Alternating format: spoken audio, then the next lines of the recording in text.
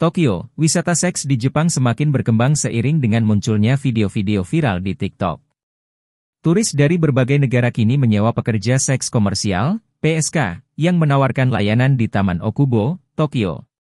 Dilansir dari AFP, Senin, 21 April 2025, sejumlah wanita terlihat berdiri di Taman Okubo dekat Kabukicho, area yang terkenal dengan bioskop yang memiliki kepala Godzilla. Mereka menawarkan seks berbayar kepada turis yang datang. Meskipun tidak ada data resmi, bukti anekdot yang dikumpulkan AFP menunjukkan adanya peningkatan jumlah pria asing yang datang ke lokasi tersebut setelah menonton video di media sosial. Video-video tersebut, yang seringkali disiarkan langsung atau diunggah ke platform seperti TikTok dan Bilibili, telah ditonton oleh ratusan ribu orang. Mayoritas pelanggan wisata seks ini berasal dari Korea Selatan, Cina, Taiwan, serta beberapa negara di Amerika Utara dan Eropa. Banyak di antara mereka yang tidak bisa berkomunikasi dalam bahasa Jepang, sehingga mereka menggunakan alat penerjemah di ponsel mereka untuk menanyakan harga, kata Ria, salah satu PSK yang tidak ingin disebutkan namanya. Menurut Ria, para PSK di Okubo beroperasi secara mandiri tanpa muncikari, biasanya membawa pelanggan ke hotel cinta terdekat.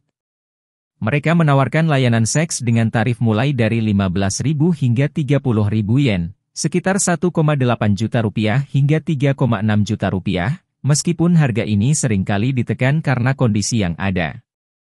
Ria juga mengungkapkan bahwa banyak PSK Jepang lebih memilih melayani turis asing karena daya beli pria Jepang semakin menurun. Orang asing biasanya tidak bernegosiasi harga dan sering memberi lebih banyak uang, tambahnya. Senada dengan Ria, Azu, seorang PSK berusia 19 tahun, mengatakan bahwa dia bisa menetapkan harga lebih tinggi jika melayani turis asing. Skenario terbaik, aku bisa meminta 20.000 yen, sekitar 2,4 juta rupiah, per orang per jam dengan kondom, kata Azu. Selain itu, alasan lain mengapa PSK Jepang lebih memilih turis asing adalah rasa aman. Mereka merasa lebih aman dengan pelanggan asing karena mereka tahu bahwa itu bukan polisi yang menyamar. Di tengah fenomena wisata seks ini, terdapat organisasi non-profit bernama Rescue Hub yang mendampingi para PSK dan menyediakan tempat aman bagi mereka untuk memulai kehidupan baru. Kepala Rescue Hub, Arata Sakamoto, menyebut fenomena ini langka, mengingat dulu sangat jarang ada perempuan Jepang yang memilih menjadi PSK. Namun, perubahan zaman dan dampak pandemi COVID-19 memaksa banyak perempuan Jepang untuk terjun ke pekerjaan ini, bahkan dengan tarif yang lebih murah.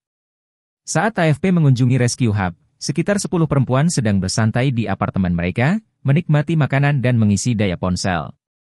Arata memastikan para perempuan tersebut aman di tempat tersebut, meskipun mereka menghadapi berbagai risiko kesehatan, termasuk penyakit menular, kehamilan tak diinginkan, hingga kemungkinan dipaksa merekam konten tanpa persetujuan. Kepolisian Tokyo tidak memberikan tanggapan atas permintaan wawancara AFP mengenai peningkatan jumlah turis asing yang mengunjungi PSK. Namun, pihak kepolisian mengatakan bahwa patroli telah diperketat sejak Desember.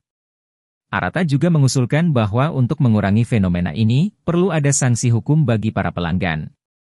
Saat ini, hukum Jepang hanya menghukum PSK, baik dengan denda maupun hukuman penjara. News ID. Jadi bagaimana menurut Anda?